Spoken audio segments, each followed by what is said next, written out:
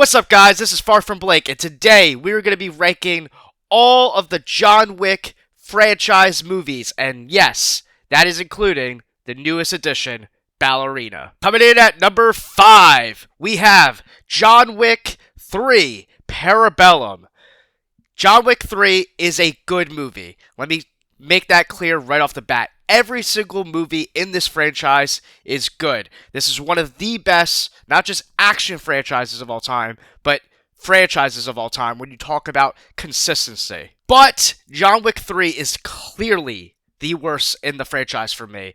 It's the only one that I have below 4 stars. As of right now, I have it as a 3.5.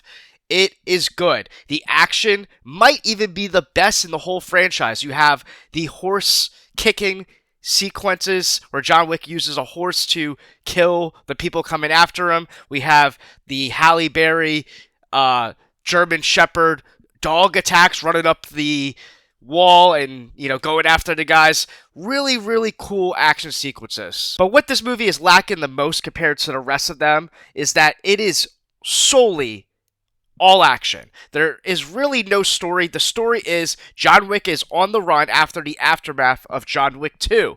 And they have, a hit out for him. And every mercenary or assassin or whatever you want to call these people are out to get John Wick, to get a bunch of money. Fun premise, John Wick is on the run and he has to defend himself and kill everyone that comes in his path. That's really cool, but it does get redundant after a while because it's just so much action and, like I said, just not enough story. So I do kind of get sick of it, and I think the thing that really takes me out of the movie is the final act, the villain in the movie, the two villains, really. I do not like at all. They are so over the top, so cheesy. Specifically, the character Zero, do not like him at all. He feels so out of place, not just in this movie, but the whole universe itself. They're trying to go for some sort of comedic thing. It just doesn't work for me. This movie, like I said, it is a good movie overall just because of the action being so great, but I don't really care for it. It's not one I really want to rewatch again, honestly. I don't feel like I need to rewatch it again because there's really nothing in the story. I could just watch the highlights of him kicking the horse on YouTube if I really want to, because it's all about the action. And then the other big pet peeve of this movie is that he gets shot off a building, John Wick, from like 100 feet in the air and somehow survives, with no explanation on how he can survive that. Doesn't make any sense. Okay, coming in at number 4, we have John Wick 4. I know, that is a very, very controversial take. Most people have it as their number 1 or their number 2 in the franchise. It seems. A lot of people love this movie. I think it's good. Like I said, I love all these John Wick movies. Everything here on forth is 4 stars and above. So this is a great action film. I just watched it for the second time ever. I haven't seen it since theaters. It used to be my number 2 in the franchise. It is now dropped, obviously. I still like it, but the runtime is extremely long, and the movie can be exhausting because of that. Like I said with John Wick 3, the high-level action stuff, don't get me wrong, I love action, I love this franchise, but I'm not someone that needs to see so many action sequences over and over and over and over. And John Wick 4 has way, way better story than John Wick 3. Like, the gap between John Wick 3 and John Wick 4 for me is extremely high. Even though they're right next to each other in my rankings, it's a huge gap. Like, I like John Wick 4 way more than John Wick 3. The story is good. We have great characters that are introduced, like Kane, right? He's a real, real cool character. There's so many new, interesting side characters to get invested in, but the movie is very long and very exhausting, so it's not one that I find myself wanting to rewatch in the future. When I compare the ones I have above it, I can see myself wanting to rewatch them or throw them on in the background way more than this one. There's great action sequences. Again, the table is out to get John Wick. There is enough time for breathing room and exposition to build out the story and the lore. I love the, walking up the stairs fight sequence at the end. That's really sick. This movie is beautifully shot. The cinematography is great. The colors are breathtaking, the waterfall fight, the fight in Japan with the samurai swords, and with Kane being such a cool addition to this franchise. This movie's really, really good. It's just it's just exhausting. So the other ones above it, I just think are more rewatchable. And rewatchability for me is a big, big factor in how I rank movies. And honestly, the way it ends, spoilers, obviously, if you haven't seen it, the way it ends with John Wick having that showdown with Kane, the first time I thought it was really cool. It, puts me on the edge of my seat because I'm like, what's going to happen? Obviously, but on rewatch, I actually don't like it. And I understand it. Like, why they did it this way, but it kind of bothers me that Bill Skarsgård's character, he was supposed to fight John Wick, and I don't understand all the rules and the loopholes or whatever, but we're supposed to just excuse the fact that he could just say, okay, I nominate Kane to take my place, but John Wick was calling him out. So Kane's fighting on his behalf, and the fight is essentially John Wick loses his suit, has to just stand there and just shoot a guy point blank as he also shoots at him. No defense, no nothing. So after everything that John Wick has been through, killing all these people for 4 movies straight. I mean, even just to get to that path, he had to kill like 80 plus people to run up those stairs, right? Just to have to stand there and say, okay, you could shoot me. Like, that just doesn't feel like a way John Wick should have to go out. I understand it story-wise. I'm sure I'm going to get explanations in the comments why, but I don't like it. It's plain and simple. He is the Baba Yaga. He is the boogeyman, right? He's killed all these people. He's been through so much fighting for his life just to stand there and say, okay, you can shoot me, and this is how I'm going to go out. Just shoot me. I don't like that. Okay, coming in at number 3, we have Ballerina, the newcomer. Yes, Ballerina is my number 3 John Wick movie. Ballerina from the world of John Wick, as some may title it. Just like many other movies in this franchise, all of them, this movie is oozing with style and charisma. The action is great in this movie. It is a breath of fresh air having Ana de Armas as the lead character in this movie as Eve, right? It takes us into a new perspective. She has to fight in a different format. Fight like a girl is the theme of the movie. I go into high detail of what that means in my review. If you're curious to see my full thoughts on Ballerina, go check out my Ballerina review. I'll leave a card up here, or you can check my channel after this at the end of the video. But I really liked it. I think the movie fits great in this universe. Obviously, to put it even in this pack, to have it above 2 great movies says a lot. I've only seen it one time, so maybe it could be some recency bias. I do not know, but I had a great time with it. I think Ana de Armas kills it as Eve. I think the storyline, it takes it back to basics. It's the basic original formula of someone who has gone through trauma and needs to take out vengeance on people in this crazy universe of tables and continental and worlds of assassins and all these different secret organizations, but it's brought in a fresh, new, and creative way. I think the action set pieces are really cool and really memorable. I think they're all very distinct. They have specific moments throughout the movie to where you can point to and say, oh, there's the ice skating kill, there's the grenade sequence, there's the flamethrower sequence, there's all these different things that you can point to and go, oh, I like that, oh, I like that, right? So that in itself is why I like it. It's a little slow going in the beginning, but once you get past the 20-30 minutes of like building out the world of this new character that we were introduced to, the movie just moves at rapid pace. Like I said, set piece to set piece to set piece, and the runtime is not too long. It doesn't overstay its welcome. So I do think this movie has capabilities for rewatchability. Okay, coming in at number 2, we have John Wick 2. John Wick 2 used to be below John Wick 4 on my ranking when I rewatched or watched the movies in preparation for John Wick 4 when that came out a couple years ago. But so many people have always talked about how this is one of the greatest action movies of all time, and I really did like it when I saw it for the first time. but it didn't hit the same way as it just did now in my rewatch. I've now rewatched it a few times.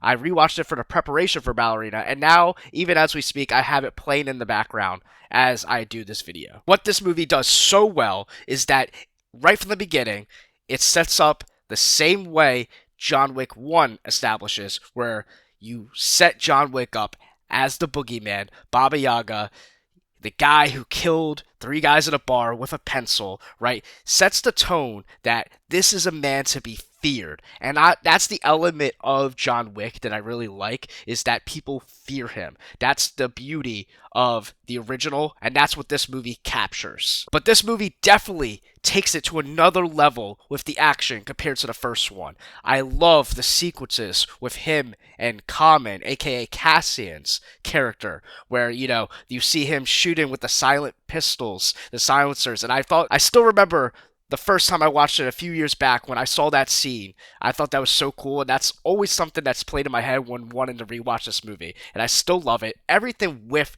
their dynamic, the build up between that little rivalry where they've known each other for a little bit, and clearly they both respect each other and both know each other are threats. And it's not a one sequence fight. It is built up over multiple locations where they're just hunting each other down. They had to take a break at the Continental because they accidentally fought inside there. They had to stop, have a drink with each other. It's just very, very comedic tension that is built throughout the movie with such great action sequences and jaw-dropping moments. I love the world building in this one with Winston and Bowery King's character, and just the whole world of really diving into the Continental and everything that means, and the jaw-dropping finale where you realize John Wick really messed up by breaking the rules in the Continental, and realizing when Winston takes them in that giant, plaza, wherever they were, and John Wick thinks it's just a normal conversation in public with all these random people, and then Winston snaps his fingers and has all these people stop, and realizing that there's hundreds and hundreds of people around there that were really a part of this world. And it made you realize how crazy the concept of this movie is that, like, everyone's basically assassin. That's the, like, unbelievability aspect of this world, but it's fun and it's charming in John Wick 2, the way they set all that up. So this movie really sets up an exciting possibility for John Wick 3, and they go for it in John Wick 3. Again, John Wick 3 was at the bottom of my ranking, but just the idea of when you're watching it like that, you're like, wow, what's going to happen next? Everyone's out to get him. Really fun stuff. But coming in at number 1, we have John Wick. The original John Wick movie is my favorite in the John Wick universe. This seems to be somewhat of a hot take. It seems like a lot of people like 4 or 2 more. But what I love about the original John Wick is that it is just simplistic. It is almost like the original Halloween in a sense, where it's just a basic, simple formula that just works. It is a simple revenge story, but told so well and shot so well, and the world building is so well that it is on another level to many other action revenge stories. We always see revenge stories in action movies. It's nothing new. But the way they build up John Wick as Baba Yaga, the boogeyman, the embodiment of the most dangerous individual, kind of like Halloween, where they set Michael Myers up as the boogeyman that you fear throughout the movie, and you're building up to him, and what is Michael Myers gonna do? And then by the time Michael Myers reveals himself, you are afraid, right? And that's what they do with John Wick. They build him up to where by the time he is ready to unleash, you're like, oh snap, he's for real. And more than that, it is a movie about a broken man who's had a dark past, who's got out of it through love, with his wife who passed away and he is broken, and the only thing he has to remember her by is the puppy that she left him, right? So when that puppy, which is something we could all resonate with, a dog getting slaughtered, coming into his house, stealing his car, this and that, and him getting beat up in the middle of the night, and that was the only thing that he had left of his wife, on top of the fact that it's just a puppy, and that's just so messed up to begin with, and this guy's supposed to be the boogeyman on top of it, and now you just done pissed him off? It's a movie where you root for this guy, not only to get revenge on these people, but do his thing because of how messed up the situation he went through is. He was out. He was out of the game. He was trying to live a peaceful life, and you brought him back. Which takes us to one of the most iconic scenes in the franchise where John Wick gets kidnapped and they have him sitting there and he goes, so many people asking me, John, are you back? Are you back? And I haven't put much thought into it. And he says, you know what? I think I'm back. I'm back, actually. Like, whatever exactly he says, you know the sequence I'm talking about. And he gets memed to death nowadays. That little scene, there's a meme of him saying, oh, I'm thinking 5 stars, and you show John Wick's face in that scene.